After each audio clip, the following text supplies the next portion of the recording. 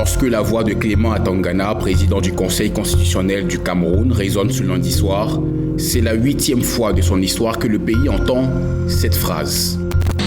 Est ainsi proclamé élu président de la République comme ayant obtenu la majorité des suffrages exprimés. Le candidat Biya Paul. Ce 8e mandat obtenu par le président camerounais, 92 ans, est contesté par une partie du peuple qui dirige depuis plus de 40 ans maintenant. Depuis quelques jours, ses opposants manifestent et exigent un changement au pays du semble-t-il indétrônable Paul Biya. Arrivé second selon les chiffres officiels, Issa Chiroma Bakary, son principal opposant, a remporté 35,19% des voix. Seulement voilà, déjà 2 semaines avant cette proclamation, l'originaire de Garoua, tout au nord du Cameroun, faisait un tout autre récit. Ce serait lui que les Camerounais ont élu président pour les 7 prochaines années, il en est certain. Si le Conseil constitutionnel proclame des résultats falsifiés et tronqués, il se rendra complice d'une forfaiture. Ce peuple, qui se trouve le dos au mur, n'aura pas de choix que de prendre en main son destin et d'aller chercher cette victoire partout où elle se trouve.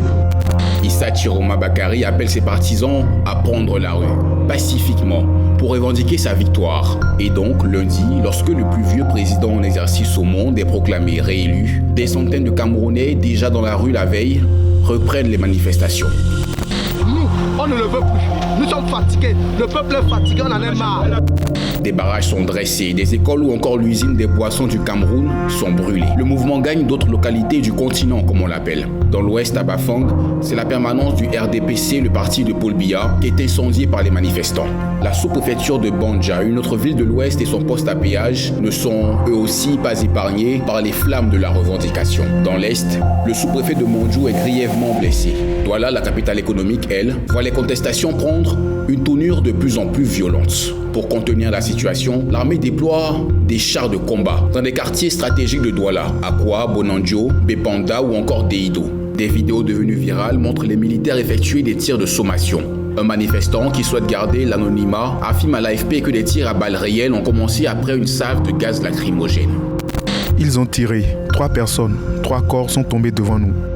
Le secrétaire général de l'ONU dit dans un communiqué déplorer les pertes en vie humaine et les blessés parmi les manifestants et les forces de sécurité. L'Union européenne appelle les autorités camerounaises à rendre des comptes, à faire preuve de transparence et à faire preuve de justice afin de lutter contre les cas de recours excessif à la violence et de violation des droits humains. Le président gabonais Brice Oligui Nguema a félicité dès lundi Paul Biya. Pareil pour Mahama Idriss Déby du Tchad qui par ailleurs adresse des souhaits de paix et de stabilité au peuple camerounais. Paul Biya, lui, dans un communiqué de remerciement pour sa victoire, dit avoir ses premières pensées pour ceux qui ont, je cite, inutilement perdu leur vie dans ces violences post-électorales.